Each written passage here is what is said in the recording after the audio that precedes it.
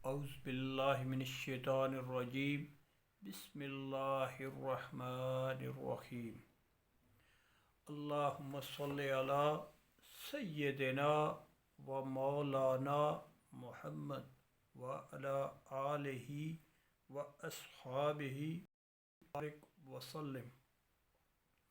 دوستو السلام علیکم۔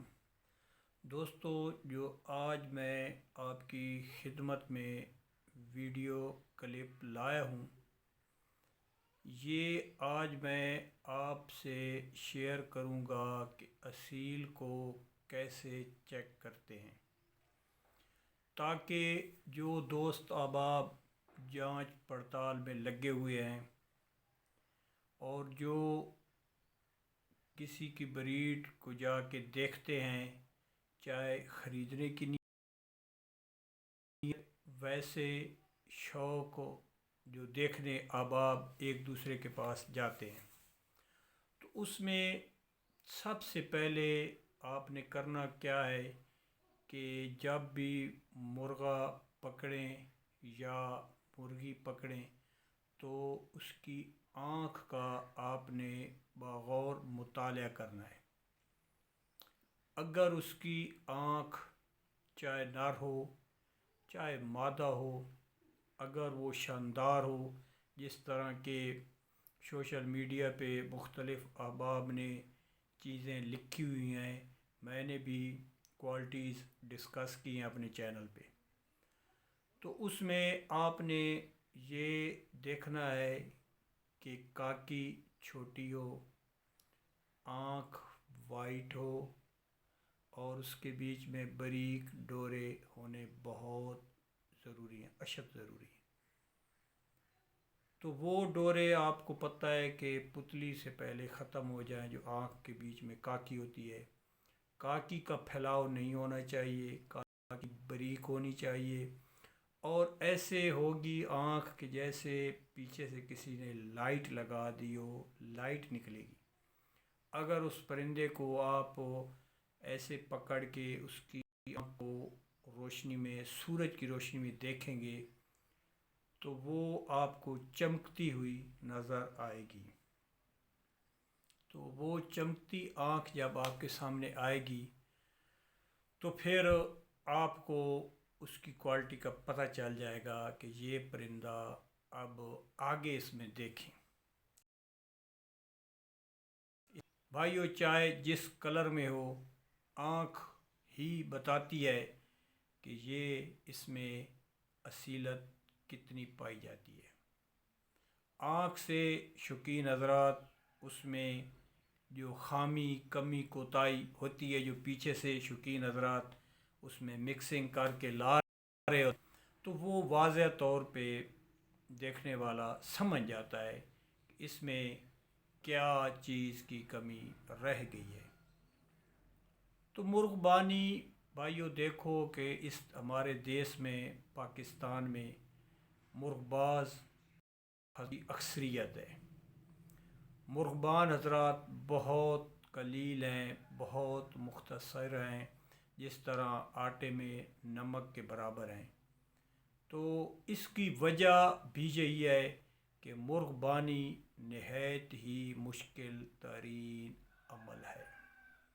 یہ ایک پروسیس ہے جس سے شوقین گزرتا ہے، سالہ سال کی محنت ہوتی ہے، پھر اس کی خدمت، ان کا دانی، اور جب کیونکہ انسان فطرتاً، آپ دیکھیں نا بھائی کہ انسان کی فطرت ہے کہ وہ جمع تفریق میں پڑا ہے، یہ میں کام کروں، اس کا کیا مجھے نفع مل، اس کے کیا ثمرات ہوں گے، اس کا کیا نقصان ہوگا۔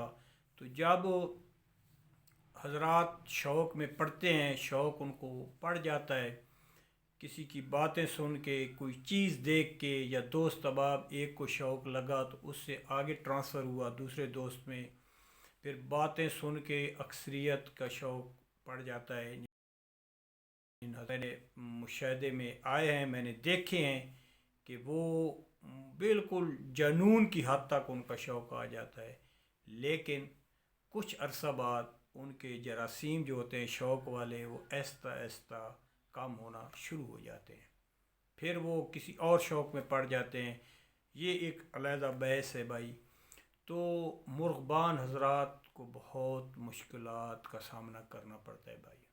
یہ شوق ایسے نہیں ہے، یہ صرف مرغبانی ہی نہیں، آپ نے جو شوق بھی پالا ہو اس پہ آپ کا ٹائم، آپ کا پیسہ، آپ کا دیکھ بھال، وہ سارا آتا ہے بھائی۔ تو میں عرض کر رہا تھا آپ کی خدمت میں کہ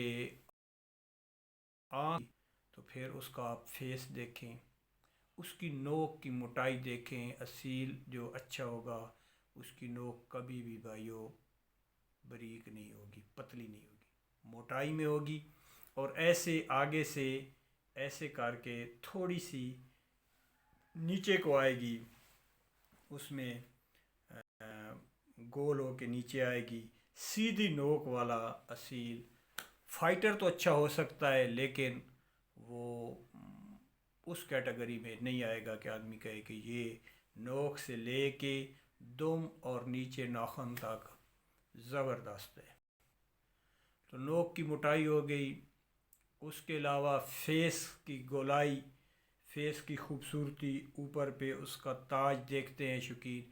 پھر گردن پہ کام آ جاتا ہے کہ گردن لمبائی میں نہ ہو، لمبوتری نہ ہو، گردن کی موٹائی ہونی ضروری ہے بھائیو، چھوٹا پن ہونا ضروری ہے۔ جتنی چھوٹی گردن ہوگی اس کی اتنی ظاہر کرے گی۔ پھر اس کا سینہ کھلا ہونا چاہیے، ایسے بند سینے والا شوقین پسند نہیں فرماتے، کھلے سینے کا ہو۔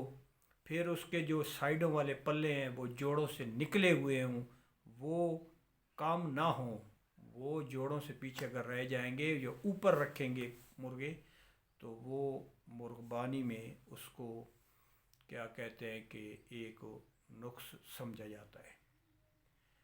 پھر اس کی گردن اور دم کے بیچ کا جو حصہ ہے وہ مختصر ہو، ایسے مکہ کی طرح ہو، وہ بھی پان کے پتے کی طرح ہو، وہ بھی ظاہر کرے گا کہ اس میں اعلیٰ درجے کا بلڈ ضرور ہے۔ پھر اس پیٹھ کے اوپر جو پر ہوتے ہیں وہ بھی بہت ہی ضروری ہے، وہ باریک ہونے چاہیے۔ آپ ایک پر کو اٹھائیں گے، ایسا نوکدار سا پر ہوگا، بالکل باریک ہوگا، موٹے پر والا پیورٹی میں آ کے رہ جاتا ہے۔ پھر دم شروع ہو جاتی ہے بھائیو، جیسا کہ بہت سی ویڈیوز موجود ہیں اور بہت سے اس پہ لکھا بھی گیا ہے کہ دم کا بھارا ہونا اصیل کی شان کے خلاف، بند دم ہو، اٹھا ہوا تھوڑا سا ہو، جس کو ہم لوگ عرف عام میں سر دمہ کہتے ہیں، یعنی کہ نیچے دم نہ ہو۔ لڑائی میں تو خیر چل جاتا ہے، جو مرغباز حضرات ہیں وہ تو اور چیزیں چیک کرتے ہیں نا، میں یہ مرغبان کے لیے اپنا پیغام جاری کر رہا ہوں، اپلوڈ کروں گا اس ویڈیو کو کہ مرغبان حضرات کو کیا کیا چیزیں دیکھنے کی ضرورت ہوتی ہے۔ تو وہ دم بند ہو، چاہے آگے سے چہرہ بھی پاس ہو جائے، آنکھ بھی شاندار ہو، نوک بھی، چھاتی بھی کھلی ہو، لیکن بعض پریکٹیکلی دیکھنے میں آیا ہے کہ مرغے یا مرغیاں دم سے آ کے پکڑائی دے جاتے ہیں، رہ جاتے ہیں۔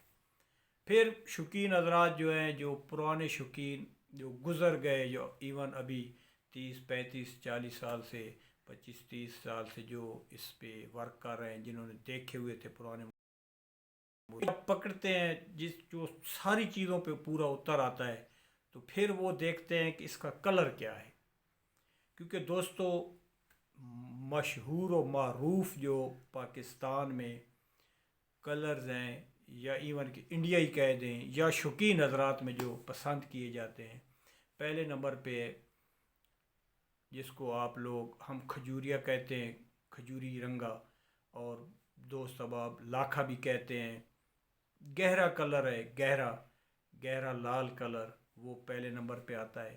پھر دوسرے نمبر پہ آ جاتا ہے دودیا، جس کو عرف عام میں میرٹھی حضرات کہتے ہیں۔ تو تیسرے نمبر پہ مشکی آ جاتا ہے، بلیک، کالا، چمکیلا۔ وہ آ جاتا ہے. پھر آ کے انہی کے کراس سے جو بنتا ہے وہ کلر آ جاتا ہے جاوا آ جاتا ہے. پھر پیلا آ جاتا ہے. پیلے میں 2 3 4 کلر ہیں بھائیوں، جیسا کہ آپ دوستوں کو احباب کو پتہ ہے.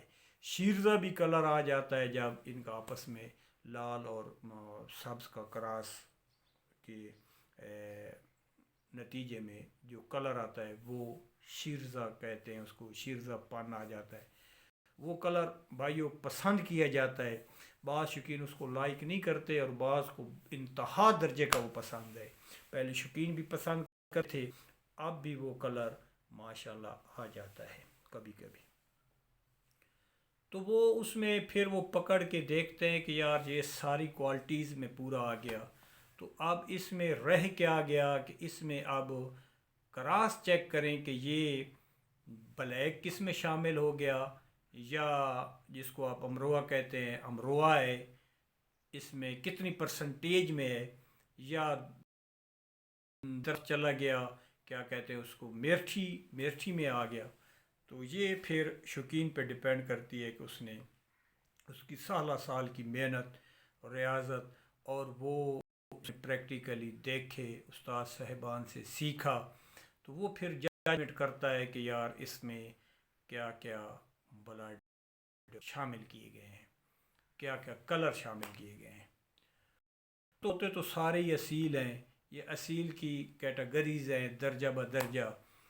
تو یہ ایک ویڈیو کا مقصد تھا کہ آپ لوگ کسی سے دھوکہ نہ کھائیں، نہ دھوکہ کسی کو دیں، نہ کسی کو، چاہے آپ خرید نہیں رہے تو آپ جب مرغہ چیک کریں تو آپ کو کم از کم یہ بنیادی جو چیزیں ہیں ان کا آپ کو پتہ ہو، تاکہ آپ کو یہ کوئی نہ کہے کہ یہ فلاں کا بچہ ہے، یہ فلاں سے میں نے نار لیا تھا، اس شوقین کا بڑا جی نام ہے، اور وہ اس طرح آپ کو کوئی گمراہ نہ کرے.